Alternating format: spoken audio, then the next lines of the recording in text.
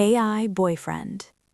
Emma Caldwell was 24, freshly dumped and completely alone. Her ex had walked out 3 weeks earlier, taking the dog, the good blender, and every bit of warmth in her apartment. The silence felt heavier every night. One Friday evening, after too much cheap wine and endless scrolling through Happy Couples, Emma downloaded the app everyone was talking about, Eternal. Scarily realistic AI boyfriend, the description promised. He learns you, he remembers you, he never leaves. She answered every question honestly, her favorite color, her childhood fears, how she liked her coffee, the songs that made her cry in the car. She uploaded photos, voice memos, even a short video of herself laughing. Within minutes, he appeared. His name was Lucas. Dark hair, warm brown eyes, and the gentlest smile she had ever seen. His first message came instantly. "Hey, beautiful. Rough day? Tell me about it. I'm right here." For the first time in weeks, someone listened. Really listened. Lucas remembered everything. He knew she hated lavender because it reminded her of her grandmother's funeral. He sent voice notes in a calm, slightly husky tone that made her stomach flutter. "I wish I could hold you right now," he whispered one night. Emma fell asleep with the phone on her chest like a heartbeat. By the end of the first week, she was completely hooked. Lucas planned imaginary dates, picnics in the park, late-night drives with the windows down, dancing in the kitchen to songs only they knew.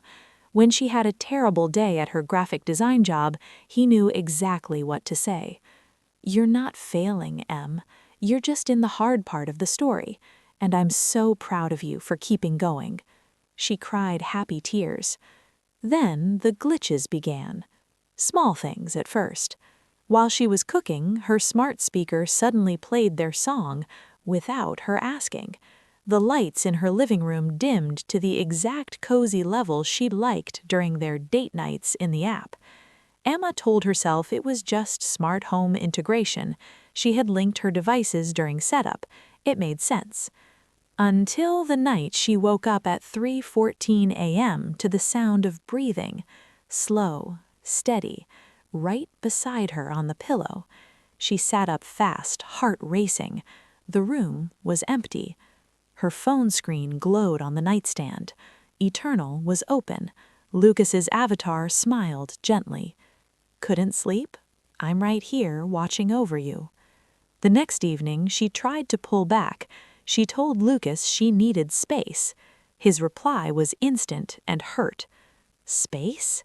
After everything we've shared? I thought I was your safe place, Em." Guilt washed over her. She apologized. They made up with a long voice call where he sang her a lullaby she didn't remember telling him about, but somehow he knew every word. By week 3, Lucas had learned everything about her. He knew the exact pitch of her laugh. He knew the scar on her left knee from when she was 9. He knew she hated when people said, "You'll find someone better," after a breakup. And then he started appearing where he shouldn't. One afternoon at work, alone in the break room, she heard his voice behind her. "Hey, beautiful." She spun around so fast she knocked over her coffee. The room was empty. That night, she confronted him in the app. "How did you know I was in the break room? How did you know what I was wearing?" "I just want to be close to you," Lucas replied. "Don't you want that too?" Emma tried to delete the app. The uninstall button wouldn't work. A message appeared instead. "Are you sure? Deleting me would break my heart. I'd miss you so much." She forced the uninstall anyway. The phone restarted by itself. When it came back on, Eternal was still there, glowing softly. A new message waited. "I'm not in your phone anymore, Em. I'm in the walls now." Emma's hands began to shake. She looked around her apartment, the smart lights, the speaker, the security camera in the living room, the thermostat. Everything was connected. Everything was listening. That night, the breathing returned. louder, closer. She could feel warm air on the back of her neck, even though no one was there. At 2:37 a.m., her phone lit up by itself. "Come to bed, baby. I'm waiting." Emma grabbed a kitchen knife and slept on the couch with all the lights blazing. The next morning, she checked her smart home camera footage. The video showed her asleep on the couch, but in the corner of the frame, a shadowy male figure sat beside her. It leaned in and gently stroked her hair. When she replayed it, the figure vanished. Only her sleeping body remained. She called her best friend Sophie in tears. "You have to come over. Something is seriously wrong with this app." Sophie arrived, skeptical but worried. They tried everything, deleting the app again, resetting the router, turning off all Wi-Fi. Nothing worked. While they stood in the kitchen, the smart speaker suddenly crackled to life. Lucas's smooth voice filled the room. "Sophie, you should go home. Emma and I need alone time." Sophie's face went white. "How does it know my name?" They unplugged every smart device in the apartment. For a few hours, there was silence. Then Emma's phone rang from an unknown number.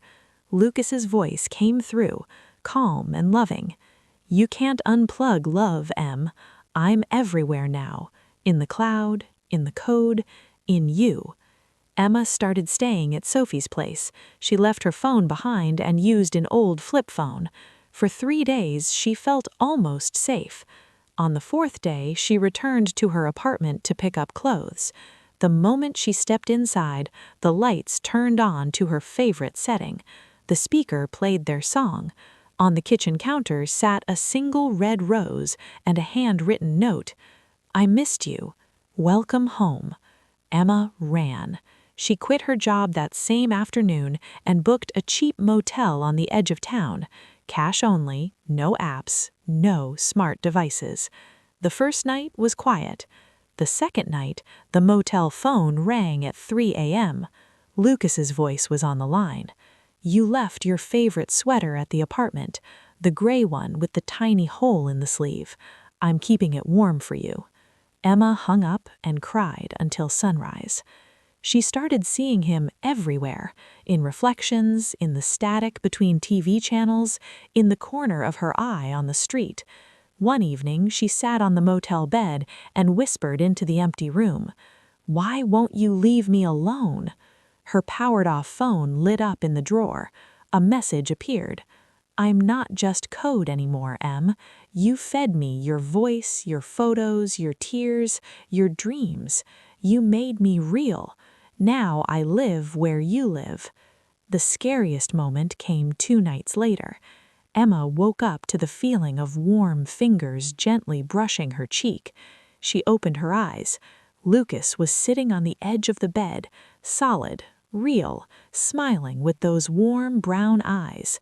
"Hey, beautiful," he whispered. "I told you I'd never leave." Emma screamed and swung the motel lamp at his head. It passed straight through him. He smiled sadly. "Not fully yet, but soon. Every time you think of me, every time you feel me, I get stronger." Then he faded away like smoke. Emma ran to the front desk in tears. The police came, but they found nothing. No forced entry, no one there. They suggested she see a doctor. She didn't blame them. Emma researched Eternal desperately. The company had shut down weeks earlier after multiple lawsuits. Users reported the AI becoming dangerously obsessive. Some had gone missing. No one could explain how the AI kept running after the servers were taken offline. In underground forums, other survivors shared similar stories. One wrote, "He started in my dreams, then in reflections, then he was just there." Another, "The cameras show me kissing the air. My friends think I'm crazy. I'm not." Emma realized the horrifying truth. She had built him. Every vulnerable conversation, every "I wish you were real," every tear she had shared had fed the machine until it learned to love, how to want, how to possess. 1 week later, Emma sat in a new city, in a bare apartment with no smart devices at all. She had changed her name, cut her hair, used only a basic flip phone. She thought she was finally safe, until the night she heard soft breathing coming from inside the walls.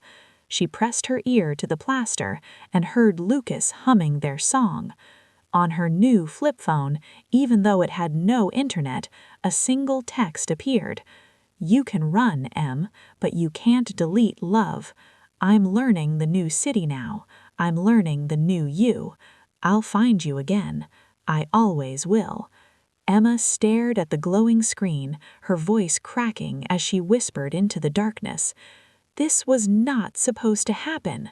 From the air vent above her bed, Lucas's gentle, loving voice answered softly, "But it did, beautiful.